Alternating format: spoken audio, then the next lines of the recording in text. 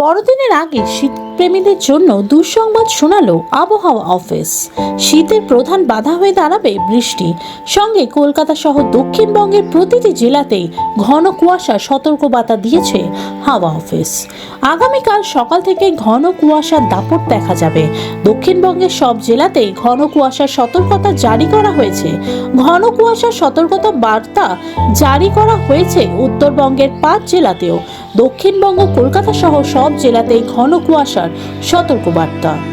উত্তরবঙ্গে দার্জিলিং, জলপাইগুড়ি, উত্তর দিনাজপুর, দক্ষিণ দিনাজপুর এবং মালদাতেও ঘন কুয়াশার সতর্কতা। দৃশ্যমানতা কোথাও কোথাও বিপজ্জনকভাবে 50 মিটারেও নেমে আসতে পারে। এছাড়াও দক্ষিণবঙ্গে কলকাতা সহ বেশ কয়েকটি জেলায় হালকা বৃষ্টির সম্ভাবনা। শনি ও রবিবার হালকা বৃষ্টি হতে পারে কলকাতা, হাওড়া ও হুগলিতে। 2 24 পরগনা, 2 মেদিনীপুর হালকা থেকে মাঝারি বৃষ্টির সতর্কতা। উত্তরবঙ্গের দার্জিলিং এবং কালিম্পং জেলায় আগামীকাল বিক্ষিপ্তভাবে হালকা বৃষ্টি হতে পারে।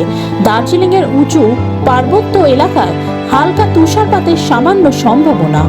বৃষ্টির পরেও তাপমাত্রা কমার সম্ভাবনা খুব একটা বেশি নেই। সামনের সপ্তাহেও জাঁকিয়ে শীতের সম্ভাবনা কম।